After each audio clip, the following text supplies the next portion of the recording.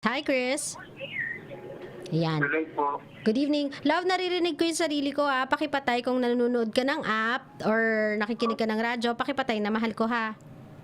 Opo. Oo, sige. Love, kwentuhan mo na ako anong may paglilingkod ko sa iyo at nagpatawag po sa usapang LDR. Opo, bali may GF po ako. Hmm. She is older sa akin ng 8 years. 8 years old ako po. Kasi, 37 siya, 32 ka. opo. Hmm. Mas matanda po siya sa akin. Mm-mm. Opo. Okay. Tapos, actually, bago pa lang po kami naghiwalay, kahapon lang po. Hmm. Opo. Dahil? Bali, naging girlfriend ko po siya nung sinagot niya po ako nung May 27. Hmm. Ganito po yan. Naging textmate ko po siya. Kasi may radio station, local radio station dito sa amin na pwede magpa-plug ng number, kaya naging textmate ko siya. Hmm. Opo. Pinagtapat ko po sa kanya yung kalagayan ko kasi isa po akong bulag, Hmm. which is nakakapag-text po ako sa kanya. Hmm. Pero pag nag-text po siya sa akin, pinapabasa ko po sa kapatid ko. Hmm. Opo. Tapos, niligawan ko po siya kasi yun kasi yung boses para sa akin, nakaka-inlove kasi yung boses niya.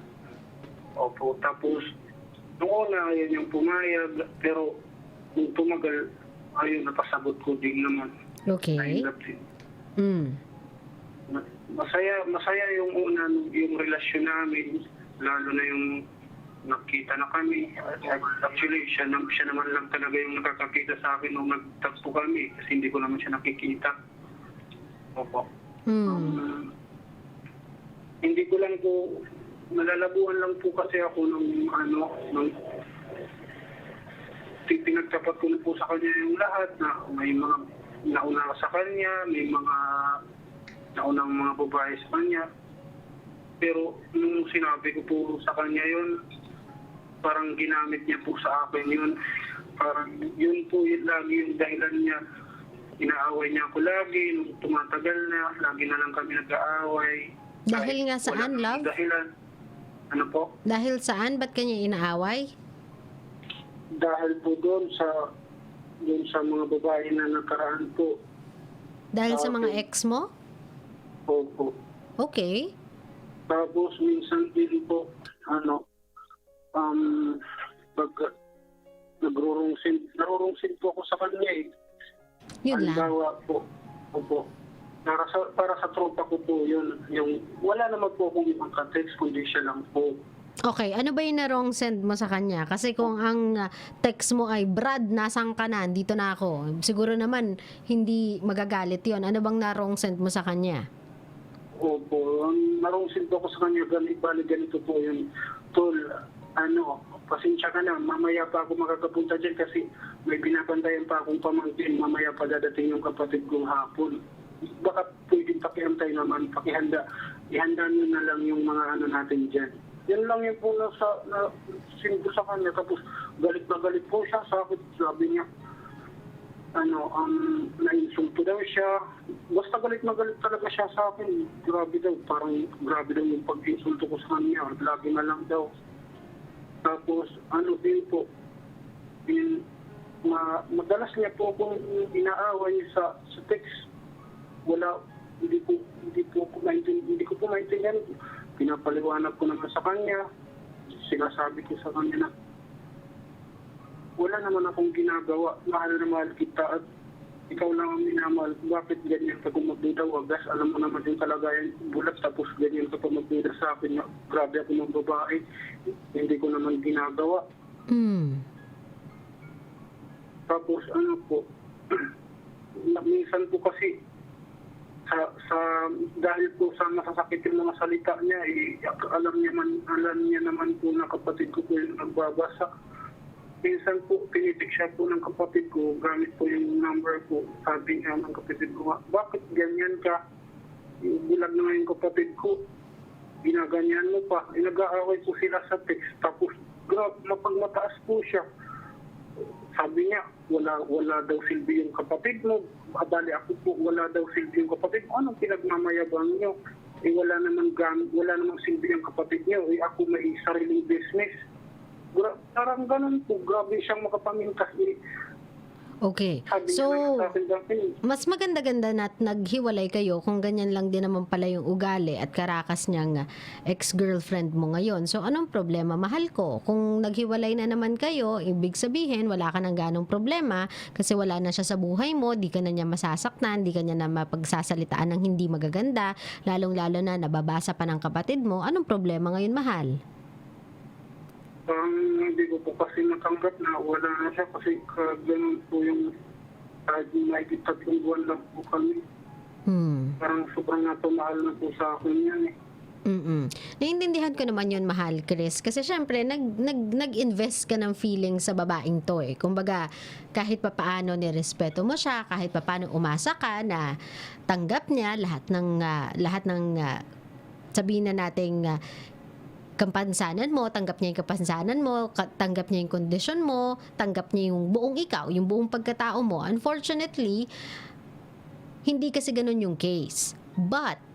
Pero, ito na nga yung dapat mong ipagpasalamat na una, hindi pa kayo ganun nagtagal. Wala pa kayo masyadong nabibuild na memories, wala pa kayo masyadong naipupundar na kahit ano bilang magjowa, bilang magkapareha, o di ba? Hindi mo pa siya gaanong nadadala sa madaming okasyon ng buhay mo. So, wala pa kayo gaanong pinagsamahan at pinagsaluhan nitong taong to. Maaga pa lang, na-detect mo na, nakita mo na hindi siya yung tipo ng tao na makakatuwang mo sa buhay mo. I'm not saying na kailangan mo ng katuwang. Ang gusto ko lang para sa iyo, Chris, ay yung totoong pagmamahal. Kasi may mga tao naman akong kilala with your condition as well na they are partnered with someone that's normal pero hindi sila itrinato ng may kapansanan. If not, yung mga partners nila are even so proud of them. Proud na proud pa sa kanila.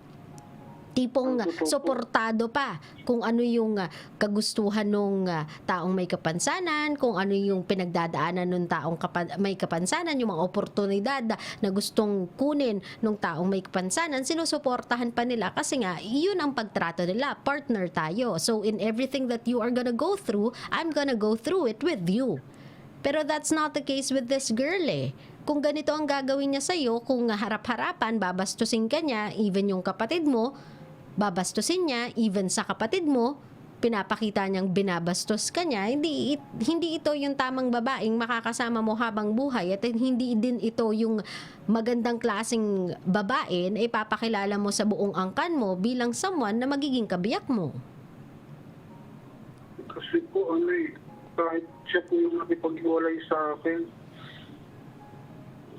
lagi po siyang tumatawag sa akin, nagpaparamdam. Tapos, kasi sinabi ko na po sa kanya, kung ayaw mo na sa akin, dapat di ka na tumatawag, di ka na nagpaparamdam kasi mas lalo akong nahihirapan sa'yo mag-move on kasi parang mas nararamdaman ko yung sakit na wala ka na eh. Kasi mas nagpaparamdam siya eh.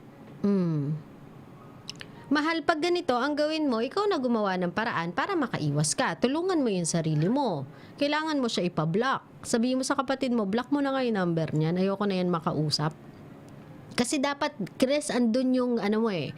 Kumbaga, kahit papano, you keep your dignity intact. Yung dignidad mo kailangan buo eh. Kapag alam mo binastos ka na sa harapan ng mga kapatid mo or kapatid mo, ibang usapan na yun eh. Dapat ipakita mo sa kanila na kahit ganito ako, wala kayong karapatang tapak-tapakan ako, lait-laitin ako at tratuhin akong parang basura.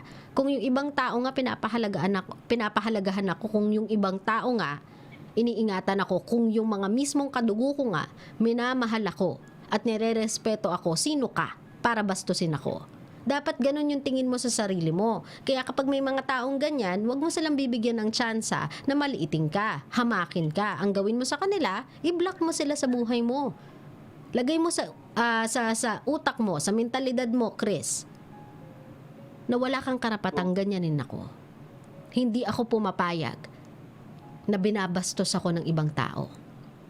Alam kong may kapansanan ako, pero hindi ibig sabihin nun, papayag akong hamakin ako. At total hinamak-hamak mo na rin lang naman ako, even sa harapan ng sarili kong kapatid, wala na tayong kailangan pang pag-usapan.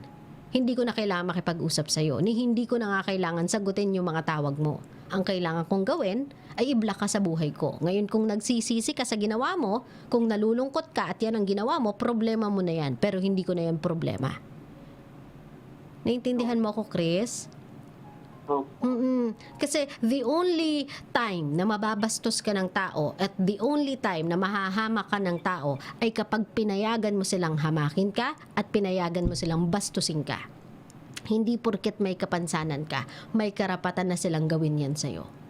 Kung ako nga yung kapatid ko na may kapansanang katulad mo, inilalaban ko yun ng suntukan babae ako Kasi hindi ako papayag. Hindi ako papayag na bastusin mo yung kapatid ko. Alam ko may kapansanan yung kapatid ko, pero that doesn't mean may karapatan kang maliitin siya. May karapatan kang hamakin siya.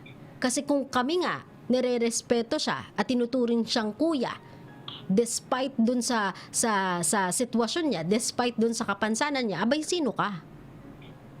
So kung pinagtatanggol ka ng lahat ng tao sa paligid mo, nire-respeto ka ng mga kapatid mo, nire-respeto ka ng mga kapamilya mo, bigyan mo ng respeto yung sarili mo. Huwag mong payagan yung ibang taong hamakin ka. Naintindihan mo ako, mahal? Opo. Ngayon kung nakikipag-communicate pa yung babae na yan sa'yo, block mo na lang. O kaya sa susunod na tumawag siya, sabihin mo sa kanyang ganyan, kung namimiss mo ko, hindi ko na problema yon. Kung ngayon nagsisisi ka sa ginawa mo, hindi pagdusahan mo, pero ako tapos na ako sa'yo. After ng call na to, bababa ko na to, tapos ibablock kita sa cellphone ko. Bakit? Kasi yung mga katulad mo, walang karapatan sa pagmamahal ko. Naintindihan mo ako, mahal? Opo. Hindi mo kinabawasan or hindi kinabawasan ng pagkatao mo yung kapansanan mo, kuya. Kung meron mang mga taong manlalait at may manghahamak sa'yo, sila ang kulang-kulang at hindi ikaw. Never magiging ikaw. Naintindihan? Thank you po. Ngayon, kung meron ka mensahe dito sa babaeng to na ang kapal na mukhang hamakin ka, maliiting ka at bastusin ka sa harapan ng kapatid mo, anong gusto mong sabihin dito kay ate girl?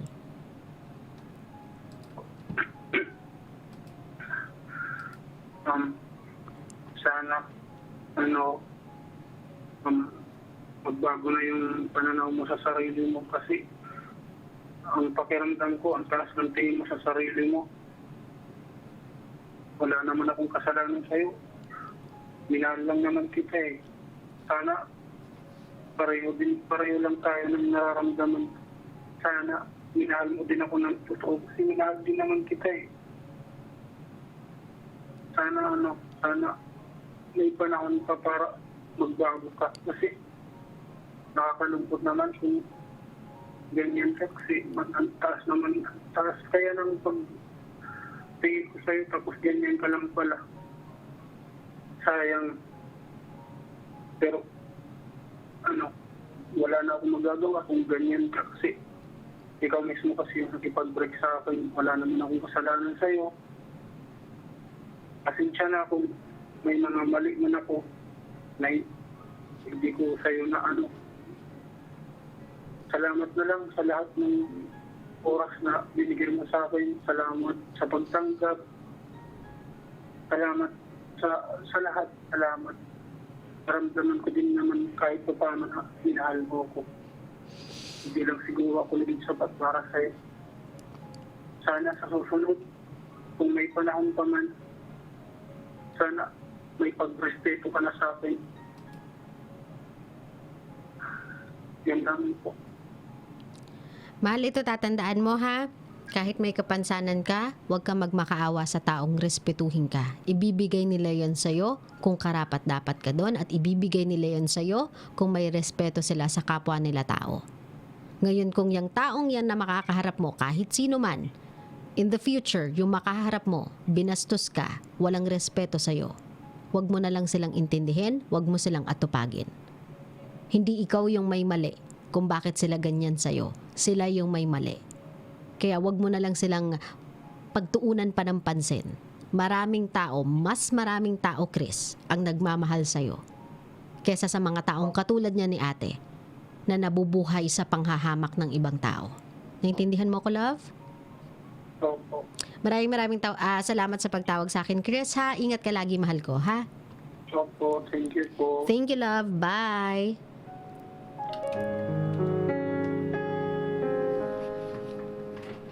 Kabisyo ni Dai, say more. I hate those people na ang taas ng tingin sa sarili nila at I hate those people who takes advantage of those people na merong kapansanan. I don't have to explain myself on that. Everybody hates those types of people. Kabisyo, hindi porket buo yung senses mo. I mean, nakakakita ka, nakakapagsalita ka, nakakarinig ka, may paa, may kamay kang nagpo-function. Hindi porket walang mali sa physical attributes ng katawan mo, above ka na to those na merong kapansanan. Lagi mong tanggalin yan sa isip mo. Lagi mong tanggalin yan sa mentality mo. Kasi sa totoo lang, sometimes, or more often than not, better pa sila sa mga masahol na ugaling katulad nito ni ate. And ate, if I were you, kung gusto mo lang makipag-break dun sa tao because he is not what you expect him to be, that I would give you that Bibigay ko sa iyo yung ganyan sabihin ko, bibigay ko sa iyo yung ganyang benefit of the doubt. Na he is not what you expect him to be. That's why you want to get out of their relationship or you want to get out of whatever it is na meron in between the two of you. You can always do that. It's a choice and it's a right na meron ka sa una pa lang ng relationship ninyo. Pero pwede mo naman yun sabihin ng maayos. Hindi mo kailangan bastusin yung tao. Hindi mo kailangan hamakin yung tao. Hindi mo kailangan durugin yung puso ng tao. Just to make a point that he is not what you expect him to be. Ate, hindi ka ganun kaganda. I don't care how you look like, but I'm sure you're not that pretty. Huwag kang mag-inaso, huwag kang mag-inasim. At wag kang nambabastos ng ibang tao just because sa tingin mo, napakaganda mo. Kasi ako na mismo magsasabi sa'yo, kahit gaano ka pakaganda, sa baho ng ugali mo, you are not deserving to be loved by a person as genuine and as precious as Chris.